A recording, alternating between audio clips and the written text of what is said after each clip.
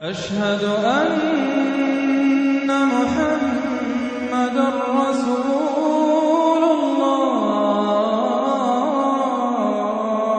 أعوذ بالله من الشيطان الرجيم. بسم الله الرحمن الرحيم. السلام علیکم ورحمۃ اللہ وبرکاتہ۔ پیارے ننھے خلیفہ، ہم نے پچھلے سبق میں نماز کے اہم رکن سجدے کی دعا یاد کی تھی۔ آج ہم یہ جاننے کی کوشش کریں گے کہ آخر سجدہ کرنا ضروری کیوں ہے؟ کیا آپ کو معلوم ہے کہ ابلیس کو جنت سے نکلوانے والا عمل کیا تھا؟ ایک سجدے کا انکار۔ اور کیا آپ کو یہ معلوم ہے کہ جب ہم سجدہ کرتے ہیں تو وہ روتا ہے؟ ابو ہریرہ رضی اللہ تعالی عنہ سے روایت ہے کہ رسول اللہ صلی اللہ علیہ وسلم نے فرمایا، جب ابن آدم سجدے کی آیت تلاوت کر کے سجدہ کرتا ہے تو شیطان روتے ہوئے وہاں سے ہٹ جاتا ہے۔ وہ کہتا ہے، ہائے میری ہلاکت! ابن آدم کو سجدے کا حکم ملا تو اس نے سجدہ کیا، اس پر اسے جنت مل گئی، اور مجھے سجدے کا حکم ملا تو میں نے انکار کر دیا، سو میرے لیے آگ ہے۔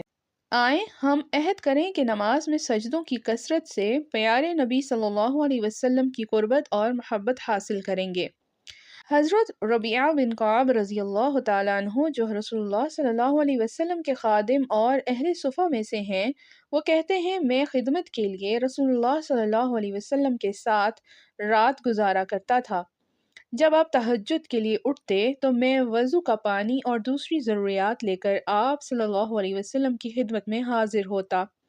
ایک مرتبہ آپ نے مجھ سے فرمایا، جو چاہو مانگو، تو میں نے عرض کی، میں آپ سے یہ چاہتا ہوں کہ جنت میں بھی آپ کی رفاقت نصیب ہو۔ آپ صلی اللہ علیہ وسلم نے فرمایا، اس کے سوا کچھ اور؟ میں نے عرض کی، بس یہی۔ آپ صلی اللہ علیہ وسلم نے ارشاد فرمایا، تم اپنے معاملے میں سجدوں کی کثرت سے میری مدد کرو۔ رسول اللہ صلی اللہ علیہ وسلم کا رکوع، سجدہ، قومہ اور دونوں سجدوں کے درمیان کا بیٹھنا برابر مدت کا ہوتا تھا۔ دونوں سجدوں کے درمیان بیٹھنے کا وقت گناہوں سے استغفار کا وقت ہوتا ہے۔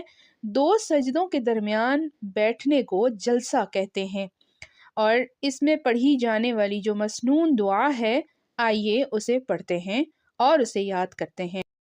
اللہم اغفر لی وارحمنی وعافینی واہدینی وارزقنی۔ اللہم اغفر لی وارحمنی وعافینی واہدینی وارزقنی۔ اے اللہ، میری بخشش فرما، مجھ پر رحم فرما، مجھے عافیت عطا فرما، مجھے ہدایت عطا فرما اور مجھے رزق عطا فرما۔ حضرت ابن عباس رضی اللہ تعالی عنہ فرماتے ہیں کہ نبی اکرم صلی اللہ علیہ وسلم دونوں سجدوں کے درمیان یہ یعنی اوپر ذکر کردہ دعا پڑھتے تھے۔